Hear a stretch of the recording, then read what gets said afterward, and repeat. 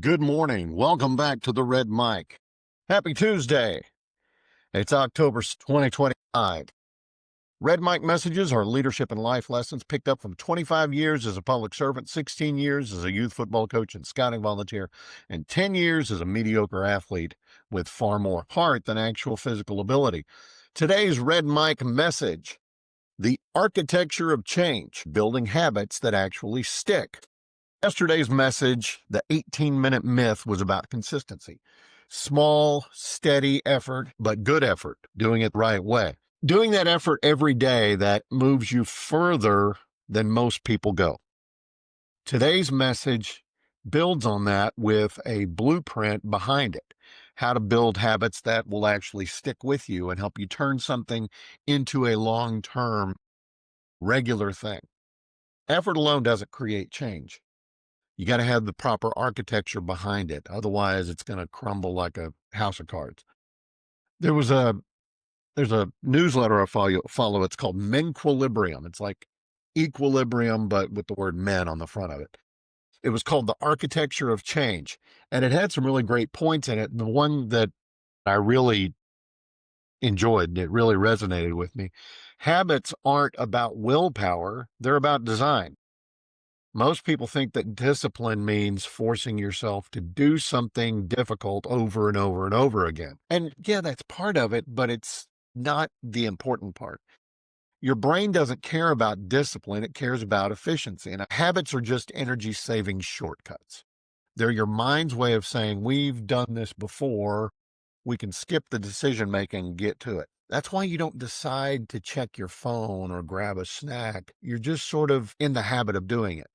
They aren't choices necessarily, they're just defaults. You can change your default state.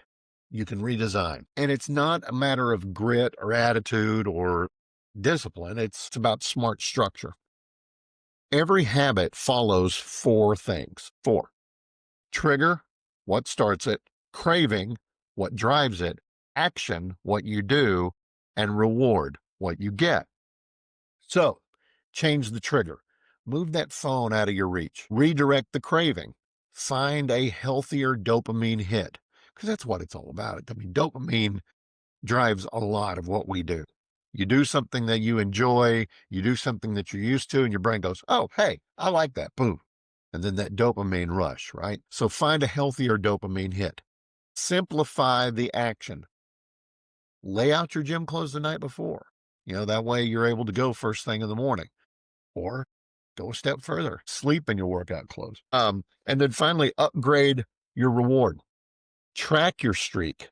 Celebrate the small wins. And that's habit architecture more than anything else, because you're not forcing change necessarily. You're making it easier for that change to happen. If you fall out of rhythm, don't wait until tomorrow. Restart immediately. I normally do this at 8 o'clock and it's now 8:45. Do it anyway. Habits aren't built in weeks, they're built in moments. They're training your brain. Okay, I'm going to do this every day without fail. You want to read more? Keep a book by your phone charger. In fact, move your phone away. In fact, if you can do it, charge your phone somewhere else. That way, if you use your alarm on your phone like me, that way you actually have to get up to do something, right? You want to eat better? Put fruit in the snack jar instead of, cookies or candy or something. You want to move more? I already said, sleep in your workout clothes. Make it a constant effort. Make it a habit, because it's not about heroic effort. It's about invisible design. Willpower is going to fade. Architecture is going to last. Build a structure that supports the life that you want. Small adjustments, smarter defaults, better mistakes. And that's today's Red Mic message. I hope you found it interesting. I hope you found it helpful. I hope you'll give me a like, a follow, and a share. Before I go, it is a sad anniversary, October 7th. I'm not going to get into the geopolitics significantly, but 2 years ago today, horrific attack against Israel, against non-combatants. A lot of them are still being held hostage today. Firmly believe in Israel's right to defend themselves. I am not an Israel apologist, not even really a defender of Israel, in that it's their country.